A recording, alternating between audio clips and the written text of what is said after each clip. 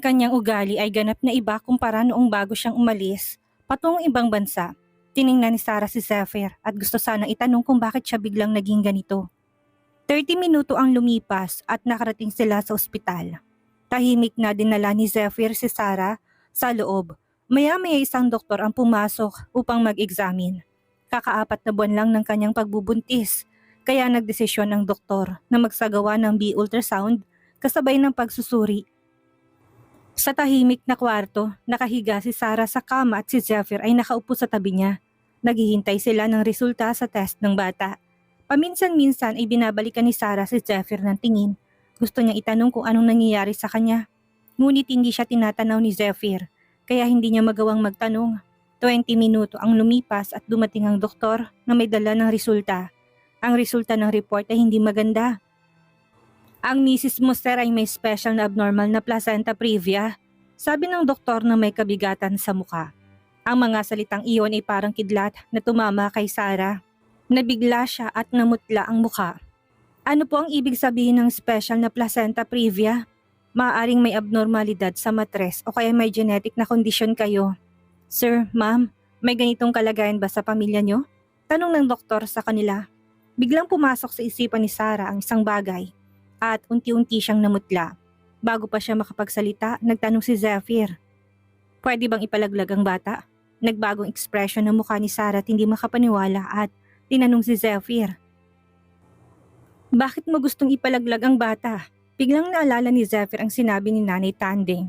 Noong nasa Ilocos sila, sinabi ni Nanay Tandeng kay Zephyr na namatay ang ina ni Sarah habang nanganganak at ito ay dahil sa special na abnormal na placenta previa. Noong mga panahong iyon, tutol ang buong pamilya sa panganganak ng ina ni Sarah sa kanya. Ngunit hindi nito kayang mawalang anak, kaya nagdesisyon itong ituloy ang pagbubuntis. Sa huli, hindi siya nakaligtas at namatay sa operating table. Tiningnan siya ni Zephyr ng walang emosyon. Hindi kaangkop na magkaroon ng anak, hinawakan ni Sarah ang kanyang mga daliring napakaputi at hindi na siya nakapagpigil at tumanggi. Ikaw na nga ang nagsabi na hindi ako angkop. Hindi mo man lang tinanong ang doktor kung may paraan pa. Tapos sasabihin mong hindi ako angkop. Pagkatapos ng magsalita, muli niyang tinanong ang doktor. Dok, kung nais kong ituloy ang pagbubuntis, anong mga bagay ang dapat kong gawin sa araw-araw? Ganito po ma'am, dahil maraming komplikasyon sa ganitong kalagayan, kung pipiliin mong ituloy ang pagbubuntis, kailangan mong magpahinga sa kama upang alagaan ang bata. Kung magsimulang kumilos ang bata sa mga susunod na buwan, mga 6 o 7 buwan, maaari kang magkaroon ng matinding pagdurugo. Sa ganitong pagkakataon, kailangan mga nakas sa pamamagitan ng cesarean section. Kung magiging maayos, maaari pang manatili ang bata sa iyong tiyan hanggang 8 buwan. Sa ganon may chance pa bang mapreserba ang bata? Tumanggi si Sarah na sumuko sa kanyang anak. Ito ang naging resulta ng kanyang pagsisikap sa loob ng 4 na buwan. Gumagalaw ng bata, paano niya kayang bitawan to? Ngunit sinabi ni Zephyr ng malamig. Huwag mo nang ituloy, huwag mong ipilit ang bata. Tinawag niyang doktor upang lumabas. Hindi matanggap ni Sarah ang resulta at nang bumalik si Zephyr, tinignan siya ni Sarah ng malamig. Bakit ganyan ka? Ang doktor na mismo nagsabi na may pag-asa pa. Huwag mong pilitin, matarik na sabi ni Zephyr. Isa lang ang buhay mo. Huwag mong gawing peligroso. Yayakapin sana siya ni Zephyr, ngunit tinulak niya ito. Nagiiyak na siya sa sakit na darama sa kanyang puso. Bilang ama ng bata, paano nito nasasabi ang mga salitang yun ng ganun na lang kadali? Hindi ba at ito ay labis na kalupitan? Itong anak mo. Nakatingin si Sarah sa lalaki na may mga luhang tumutulos sa kanyang mga mata.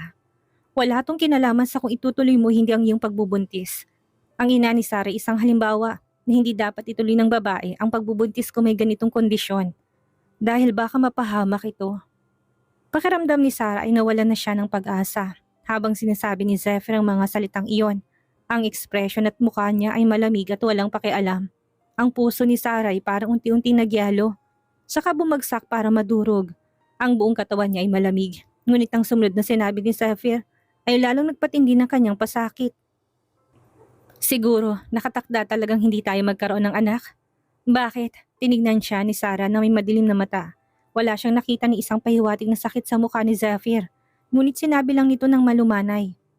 Hindi tayo dapat magkaroon ng anak. Hindi nito sinabi ang dahilan sa kanya. Naging katawa-tawa kay Sarah ang sitwasyon. Gusto niyang tumawa, pero hindi niya magawa at unti-unting kumalat ang pakiramdam ng kawalan ng pag-asa mula sa kaibuturan ng kanyang puso. Ang higit pang nagpatindi sa kanyang desperasyon ay ang pagdating ng form ng operasyon mula sa doktor. Kinuha to ni Zephyr. Yun at nilagdaan ng kanyang pangalan ng walang pag-aalinlangan. Hindi man lang nito hiningi ang kanyang opinyon. Nakalatag si Sarah sa kama na parang isang statwa ng bato habang pinapanood si Zephyr. Ang pagka-disappoint niya ay labis-labis. Parang nais niyang daklutin ng lalaki at ilagay sa sako. Nang lumapit to, sinabi niya, "Zephyr, wala nang kinalaman sa iyong anak ko na nasa aking sinapupunan. Hindi ko kailangan ng pirma mo at wala kang karapatang maging asawa ko. Hiwalay na tayo. Layuan mo ko." Sa mga sandaling yon, nagdesisyon na siya na hindi na muling pakasalan si Zephyr at hindi na muling makipaglapit sa malupit na lalaking ito. Kung hindi sila magpapakasal, hindi sila magiging mag-asawa at wala ng karapatan si Zephyr sa kanyang anak. Wala itong karapatang magtakda ng buhay o kamatayan ng kanyang anak. Ito ay kanyang anak, laman ng kanyang laman at dugo ng kanyang dugo. At mula ngayon, siya lamang ang may karapatan dito at walang sino man ang maaring magpahiwalay sa kanila.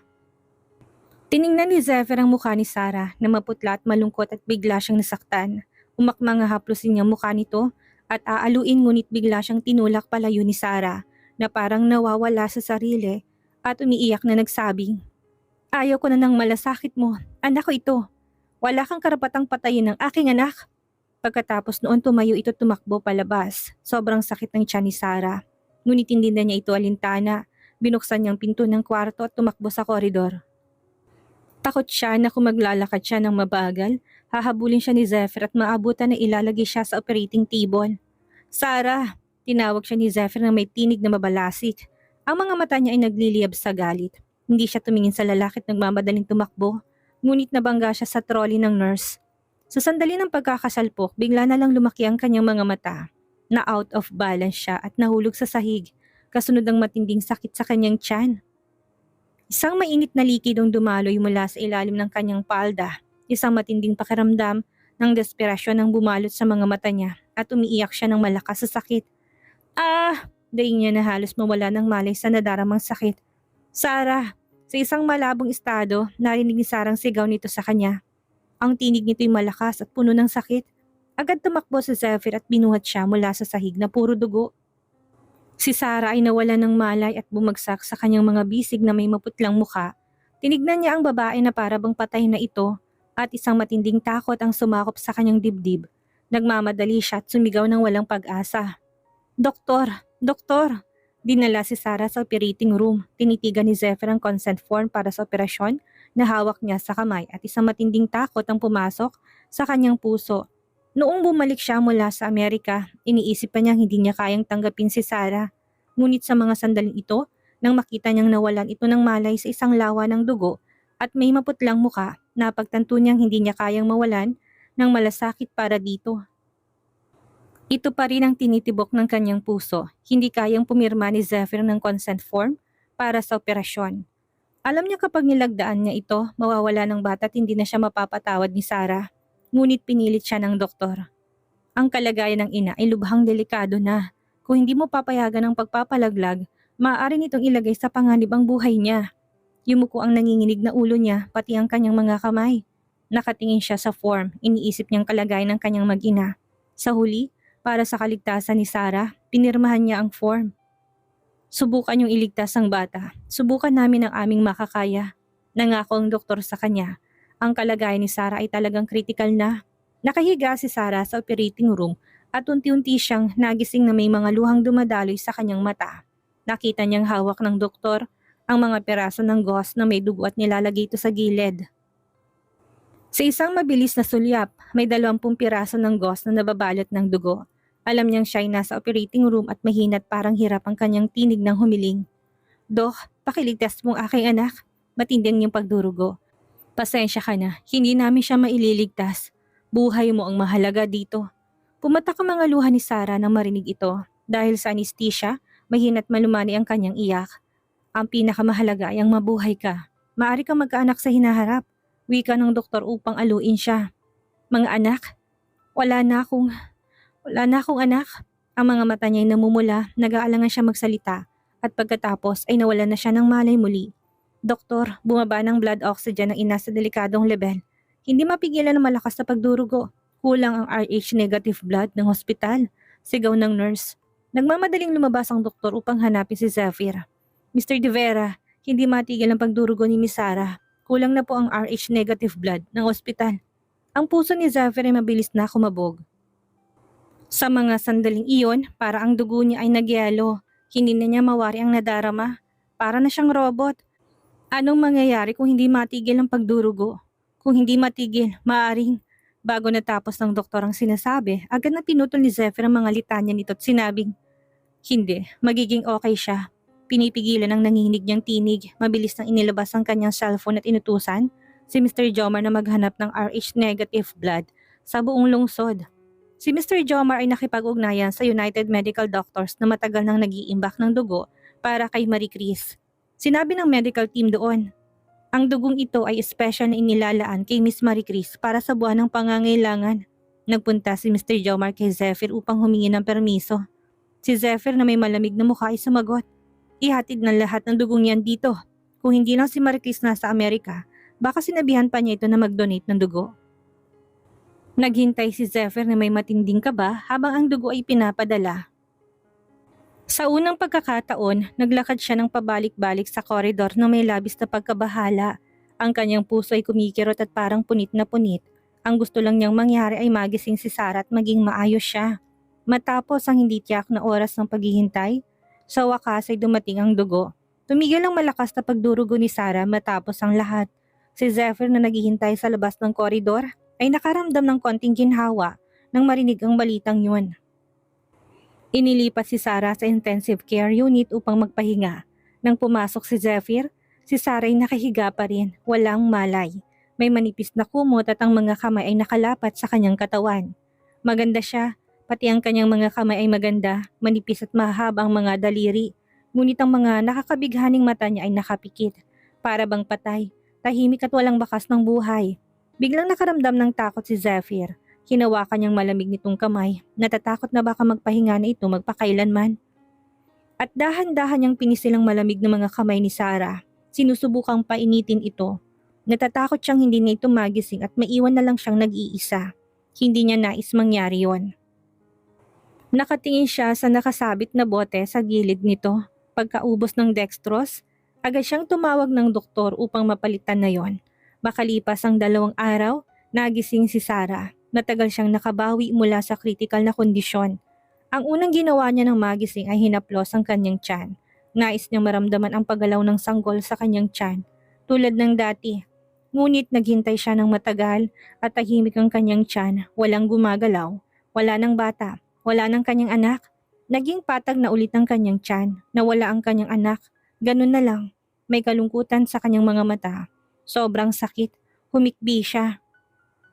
Narinig ni Zephyr ang ingay ni Sarah. Itinaas ang kanyang ulo mula sa kama at tinitigan ito ng may pamumula ng mga mata. Sarah, gising ka na? Tumingin si Sarah sa kanya at sa isang iglap. Parang naalala nitong lahat na nangyari noong araw na yon. Mahina itong nagsalita. Zephyr, anong sinabi mo? Masyadong mahinang boses ni Sarah at hindi marinig ni Zephyr. Kaya tumayo siya at lumapit. Kinagat ni Sarah sa dibdib si Zephyr. Gumawa siya ng malakas na tunog na parang gusto niyang kagatin ito hanggang mamatay. Agad na umagos ang dugo mula doon. Ang gray na suot ni Zephyr ay nabahira ng pulang mantsa mula sa kanyang sugat na nilikha ni Sarah. Masakit kay Zephyr yon, ngunit hindi niya tinulak palayo si Sarah. Alam niyang kailangan itong ilabas ang nararamdaman kaya't niyakap niya ito ng mahigpit at hinayaan siyang kagatin hanggang magsawang babaeng pinakamamahal. Ang matinding amoy ng dugo ay pumuno sa hangin, malansayon, naamoy yun ni Sarah. Tila napagod na siya sa pagkagat sa lalaki, kaya't binitawan na niya ito at malamig na sinabi, lumayas ka. Pasensya na, kung alam ko lang na matutumba ka ng gawin ko yun. Nung araw na yun, hindi ko sana pinirmahan ng form para sa operasyon. Ang mga mata ni Zephyr ay puno ng pagsisisi at luha. Galit na galit siya at sinabi ulit ang parehong bagay dito. Lumayas ka. Kung alam lang niya na ganitong mangyayari, hindi na sana siya humingi ng tulong kay Zephyr. Mas pipiliin niyang magpunta sa ospital na mag-isa. At malaman na may placenta previa siya at saka alagaan ng mabuting sanggol at protektahan ng kanyang anak. Kaysa marinig mula sa lalaking pinaglalaanan niya ng pagmamahal na ipapalaglag ang bata at saka mawala ang kanilang anak, Nang mawala ng baby, ang puso niya ay naging kasing patay na abo at hindi niya nais pang makita si Zephyr kahit na kailan. Alam ni Zephyr na hindi siya patatawarin ni Sarah sa madaling panahon lamang, kaya't umiwas siya dito at lumabas. Inutusan ng doktor na pumunta at mag-check sa katawan ni Sarah. Pati si Rod ay tinawagan niya. Hindi masyadong nakikipagtulungan si Sarah sa pagsusuri. Yumakap siya sa sarili at tumalikod sa kama. Wala kayong kailangang i-check sa akin. Ayoko ng anumang eksaminasyon. Pumikit siya, umaasang makakatulog magpakailanman. Hindi na siya hihinga at mamamatay na lamang ng tuluyan. Hindi siya napapayag ni Rod na mag-check up, kaya't bumuntong hininga itong lumabas ng kwarto. Nakatayo sa labas si Zephyr. 3 araw na siyang hindi natutulog. Inaalagaan niya si Sarah sa ospital. Puno ng pulang ugat ang kanyang mga mata at pagod na pagod ang kanyang mukha. Lumapit si Rod at sinabi sa kanya, 3 araw ka nang hindi natutulog. Umuwi ka na muna at magpahingang sandali. Paano? Tanong niya sa kaibigan. Sumagot si Rod. Hindi magandang kanyang kalagayan ngayon at hindi masyadong nakikipagtulungan. Iminumungkahi ko na magpahinga ka na muna at hayaan ng isang taong pinagkakatiwalaan niya ang pumunta dito at makipagkita sa kanya. Isang taong pinagkakatiwalaan niya? Tanong ulit ni Zephyr at ang unang pumasok sa isip niya ay sina Rogelio at Rebecca.